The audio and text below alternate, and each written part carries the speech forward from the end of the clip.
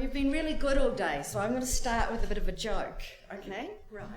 There's this lovely story about a man in a balloon, and he's travelling along, and he's lost. And so he sees a person on the ground, and he shouts down to them, and he says, "Excuse me, can you tell me where I am, please?" And the person on the ground shouts back and says, "You're in a red balloon 30 metres above me." And the man says, "Oh, you must be a social scientist." And the person in the balloon says, the person on the ground says, yes, I am. How did you know? And he says, "Because what you said was totally correct, but absolutely useless."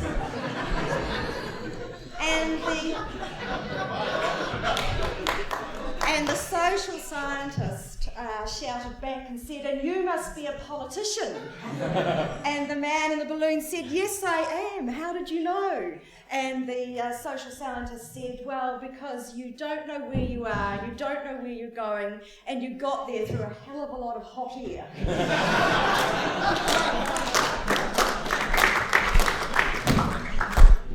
So I just took a bit of mickey of myself, but I'm trying today as a social scientist to show you that social science is actually really, really critical to this whole problem in understanding particularly human behaviour. And if anything, I could say that social science in the area of biosecurity is incredibly underdone worldwide. If you actually go searching for a lot of papers, you often find my papers, which is about the only time I end up on the first page of Google. Right, so, it really is seriously underdone. Generally speaking, when it comes to communication and public education campaigns, they primarily focus around raising awareness and changing behaviours. They are primarily embedded in what we call the attitude behaviour model, which is a psychology models, that imply that an individual's actions are governed by his or her attitude. And there are gazillions of models out there, but basically what those models primarily show is that they look at how opportunity and motivation bring about a decision, and that they assume that in some way some form of deliberation has taken place. What they tend to lead to is very information-intensive approach to communication. And in the scientific area, it's often embedded in the public understanding model of science, which is all about scientific literacy and improving the understanding of the public. There is an underlying belief in that model which says that education will bring about support. It is a very top-down approach to communication.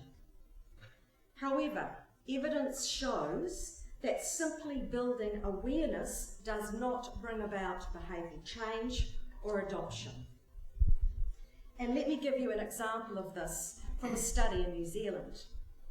This is a health and safety compliance study amongst horticulturalists, and it was conducted both in New Zealand and the United States. And it looked at whether increasing awareness, it looked at health and safety practices, and it sought to increase awareness and adoption of 8 nursery practices that improve health and safety outcomes. It was principally centred around an information campaign. What they actually did was they found at the end of the 3 years in the USA and end of 2 years in New Zealand, was that in the USA they increased the awareness of those health and safety practices, 4 of 8 of them. In New Zealand, only 1 of 8. However, in both countries, there was no increased adoption of practices. And so you ask the question, why? Well, cognitive psychology provides an explanation to this. Basically, decision-making is incredibly complex. Biosecurity decision-making is very complex. Environmental decision-making is complex.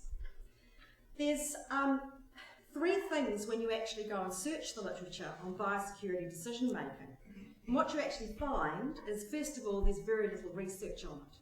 But the research that is out there says a couple of interesting things.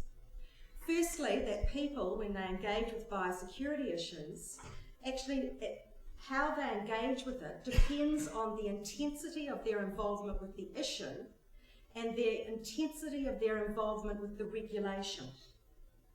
Now that intensity can be further complicated by being either favourable or unfavourable.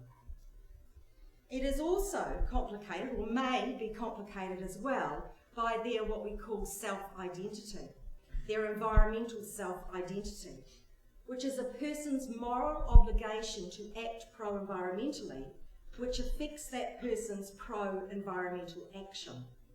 There's also complicating factors in that there are multiple identities that people may actually have as well. And we're actually doing some social science research in this area in Kauri, Dieback. Simon Wegner over here, Simon, you want to wave your hand, is about to embark on some research specifically in this area. What social marketing, or this simplistic approach to social marketing, often shows is that first of all, its flaws lie in that it assumes rational choice, that people make rational decisions. Often the methods that are employed, such as you go out and you survey people, tends to overstate compliance, because when asked, people say, yes, I did. It also fundamentally ignores the drivers of human behaviour, which are largely context dependent. And it also ignores the psychological influences on human behaviour. To counteract a lot of these sort of problems, one particular researcher from Canada, McEntee, who's about to come to New Zealand, coming to New Zealand in February actually, developed a new approach to this, which he calls it community-based social marketing. And it's a 5-stepped approach. First of all, and it's based very much on embedding an understanding of psychology into social marketing. He says the first thing you have to do is select behaviours. Focus on behaviours. Don't just focus on save the world or save the forest, but actually focus on specific behaviours. Then you have to identify the barriers, seek to eliminate those barriers, and then focus on the benefits to an activity. The next thing is to develop a strategy, and you build in a whole lot of psychology tools to use to build that strategy. I'm not going to go into all of those today, but they include things like commitments, prompts, social norms. Some of those I'm going to look at today, but not all of them. Then you must pilot your strategy to check that it works, then implement it, and then evaluate it. Let me give you an example that he did. This is an example from Canada called Turn It Off. What they actually found there was that people were idling their engines of cars for a very long period of time, particularly in 2 areas. In a place they call kiss and ride places, which is like our park and rides, but they're called kiss and rides. Your partner drops you off, gives you a kiss, and you go to work. That's sweet naming. Anyway, and also outside schools. Okay, the engine idling often happens in both those places. And they wanted to address that issue from a sustainability perspective and from a greenhouse gas perspective. So what they did was they set up these 2 experimental areas. In the kiss and ride, what they did was just put signage. All right. In the outside the school, they put signage, and they also put a person who actually went up to the driver and prompted the driver, spoke to them for about a minute, asked them for a commitment, explained what was happening, asked them for a commitment, and then gave them a sticker that they put on their car that actually said, next time I will not idle my engine, specific to the behaviour actually on the car. There was, you could imagine, a considerably huge difference between those 2 areas. I think it was a 32% increase in participation in it in the group that was in the school area. So here we've used commitment and we've used prompting as well to get people on board. I think we probably have looked at this in New Zealand. We use these types of things. These are just 2 examples that we've used. Dynamo, the check, clean and dry, is probably a campaign that has been reasonably successful in this area. And I think some time ago, if you can remember, the 0800 Smoky was also a community-based social marketing campaign that was relatively successful. However, I would still argue that this communication is still largely top-down, and we need to use more than one-way approaches to communication. And that's really what I'm going to be talking about from now on, because I put Kauri Dieback into an area of what I call a complex problem. And in complex problems, you need to have more than just one-way approaches to communication. So what is a complex problem? This particular diagram here shows what a complex problem is. Basically, complex problems are defined by their degree of certainty for outcomes and their degree of agreement among stakeholders. And we can look at a complex problem in comparison to a simple, complicated, and then a complex one. A simple problem is this. It's an obvious need, a defined audience, usually large, and social marketing works really well in this area. Let me give you an example, going digital. Okay? It's a relatively simple campaign that you would need to run for that one. A complicated problem is a bit different. A complicated problem, we call it in the zone of expertise, because it's principally experts who will engage with this and deal with this. There's a clear owner, and usually there's one stakeholder. Now, a good example of this, we're in an engineering building, so engineering problems, building a tall building, is actually a complicated problem. There's no denying it requires a lot of expertise. Building a building is complicated. For a scientific example, I would suggest to you that something like predator-free offshore island conservation is a complicated problem. However, complex problems are a bit different. Complex problems have lots of unknowns in their understanding. They often need to move into adaptive management. They have multiple stakeholders. And in these environments, we need two-way approaches to communication, and we need to focus on relationship building. So I use the example of the building, right? The engineer in the single building. Building Christchurch, or rebuilding Christchurch, is a complex problem. It's all lots of buildings, but it's a complex problem. I suggest to you that Kauri Dieback is also a complex problem. Why is that?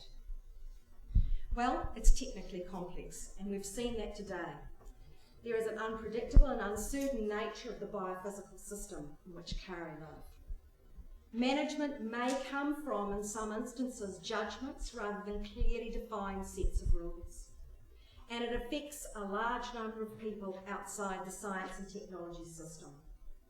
So it is also socially complex. There are multiple stakeholders, not only in the partners, the joint agency, but also in the people that it affects.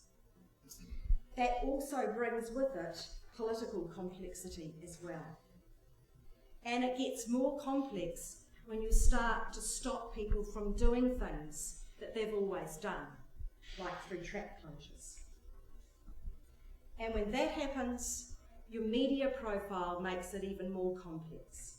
These are just some things that I took from the Herald over the last 12 months. They're just little snippets. Most of the ones in the bluey-green colour are relatively positive.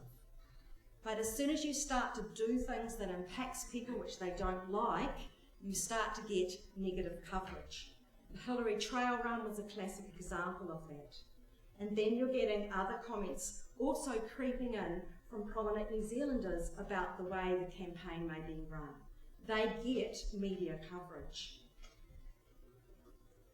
Now, when you look at this and you look at your goals that you're trying to achieve and the communication type that you need to use between one-way and two-way communication, you will see that basically when you're starting to look at behaviour change or negotiating around complexities, then you need to be moving a lot more into two-way communication approaches. I would suggest to you, if we just look at a couple of environmental campaigns that have existed in New Zealand, and if you look at the ones that have the lowest levels of engagement, you will see there is a direct correlation between engagement with communities and their reaction and response and controversy surrounding those campaigns. And I did a lot of research into the moth spraying campaigns. So what I'm talking about is what we call a transdisciplinary approach to communication.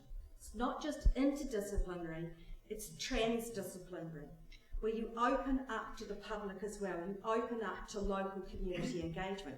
And this is an example that's been talked about from our Australian colleagues, where they're doing a lot of community engagement there with community groups, and these are the Rolling Stone group.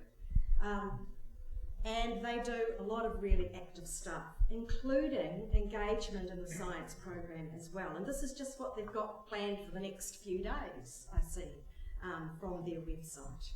But you can see here they've got this field day as well. So it's not just meetings, there's also active engagement. The very good thing about that type of working with communities is that you can take behaviour change beyond the individuals that you're actually working with out to the wider communities through a process of social learning. And that's ultimately what you're wanting to do. You want to get beyond just that group of people who are already bought on what you're doing because they belong to the community group. You want to get that to have a flow-on effect out to the wider community. We know that peers are more likely to influence pro-social behaviour than authority.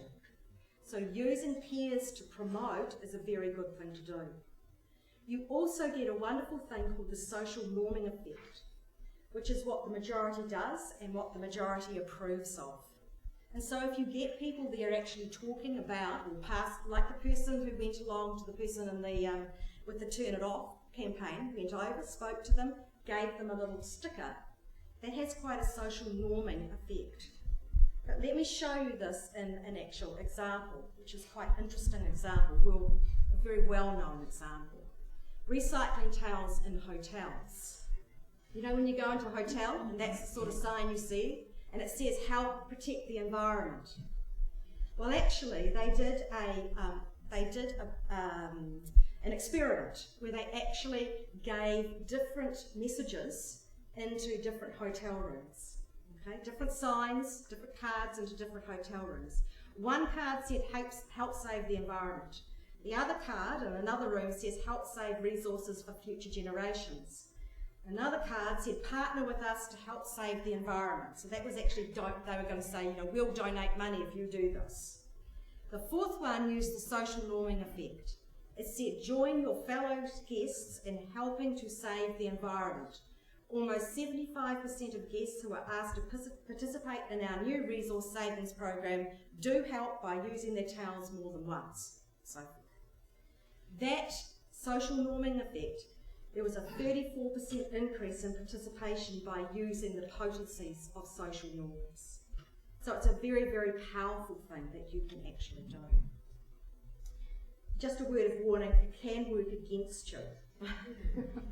You don't go out there and say 80% of people don't scrub their boots, because everyone will go, oh, and then you go, help us, you know, be different, help us, because everyone will go, oh, 80% of people don't, well, I won't either. So you've got to be a little careful. A little bit of knowledge is sometimes dangerous. Right. So, what then is that you need to consider around the best practice for stakeholder participation? These are sort of the rules that we tend to follow. It must be underpinned by empowerment, equity, trust and learning. It must be started early, considered as early as possible in the process. You need to identify and understand your stakeholders. You need to have very clear objectives and they need to be agreed on by stakeholders. The methods of participation will differ according to your different groups that you work with. What works with pig hunters, for instance, may not work with joggers and so forth. Okay, so different types of participation will be needed to be tailored to each context. In some instances, you may need facilitation. It involves an integration of knowledges, In Kauri Dieback, that means mātauranga, local and scientific knowledge. They are equally important. And very fundamentally, it will involve a cultural change. Cultural change needs to be institutionalised. And so there needs to be a shift in institutional thinking, in how resources are allocated, how skills and knowledge are valued. We need to look at how we choose to share problem identification, goal definition, and solution development with constituents. And most importantly, I think I need to say this, it is not just about working with people who agree with you. You may end up working with a lot of people who actually disagree. And in those instances, you need to have and build a shared understanding. I would like to end with this quote. It's about making connections, about partnerships. We will not change attitudes by trying to change attitudes. We only achieve this by making connections. People to land, people to nature, people to people.